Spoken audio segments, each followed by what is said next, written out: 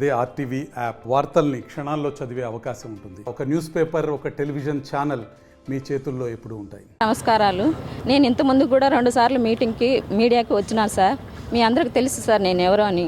నా పేరు వెంకట సుబ్బమ్మ సార్. నేను కొత్త చెరువు నుంచి వీరపల్లి విచార నుంచి మైదుకూరులో పనిచేస్తున్నా సార్. నాకు ఇప్పటికీ నేను ఇన్నిసార్లు పోయినా కానీ నాకు ఒక్కరు కూడా న్యాయం చేయలేదు సార్. నీకు ఇస్తాం అంటుండ్రు కానీ వాళ్ళ దగ్గర కమిట్ అయ్యి ఇప్పటికి నాకు ఏమీ జవాబు రాలేదు సార్. అందుకని నేను మళ్ళీ మాట్లాడడానికి బిషప్ గారు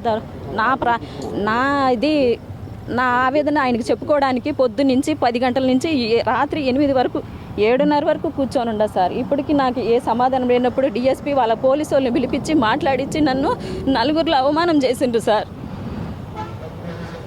మీరు ఏం కోరుకుంటున్నారు సార్?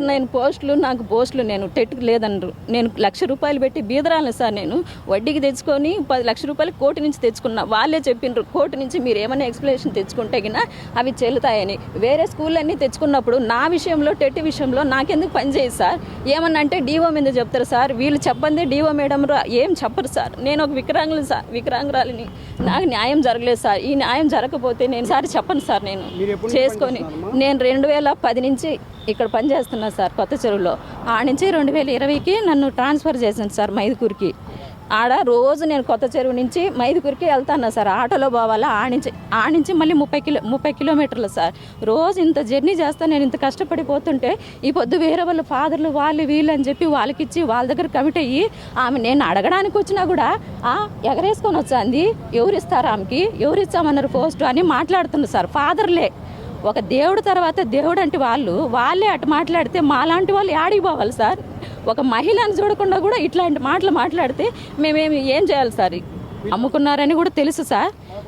కానీ నేనేం అడుగుతుండా, నా విషయంలో అన్యాయం జరిగిందని నేను అడుగుతుండా సార్. వాళ్ళ దగ్గర కమిట్ అయింది సార్. ఇది మాత్రం గ్యారెంటీ సార్. రేపు నన్ను ఇప్పుడు డిఎస్పీ సార్ దగ్గర మాట్లాడితే నువ్వు ఎగ్జామ్ రాయి అని అన్నారు సార్. రేపు నేను పాస్ అయినా కూడా 2 మార్కులు ఆమెకి ఎక్స్ట్రా వేసి పాస్ చేస్తారు సార్. బిషప్ గారు మాట్లాడిండ్రు సార్. మాట్లాడి ఫాదర్లు ఎట్ట చెప్తే అట్లేమ్మా వాళ్ళు చెప్తారు కదా, వాళ్ళు చెప్పినందే కదా అని చెప్పి బిషప్ గారు అన్నారు సార్. నా పోస్టు నాకు కావాలి సార్. నేను సీనియర్ సార్. టెట్ పరంగా అందరికి వర్తించినప్పుడు నాకు ఒక్కదానికి ఎందుకు వర్తించదు సార్? నాతో పాటు 9 మంది తెచ్చుకున్నారు సార్. వాళ్ళందరికీ వర్తించినప్పుడు నాకెందుకు వర్తించదు సార్? టెట్టు ఏమన్నా మాట్లాడితే అది మాట్లాడతాను సార్. నన్ను బ్లేమ్ చేస్తా ఉంటారు ఆ విషయంలో. మరిన్ని వీడియోస్ కోసం ఛానల్ ని సబ్స్క్రైబ్ చేయండి. లేటెస్ట్ అప్డేట్స్ కోసం వాట్సాప్ ఛానల్ ని ఫాలో చేయండి. అండ్ లింక్ డిస్క్రిప్షన్ లో ఉంది.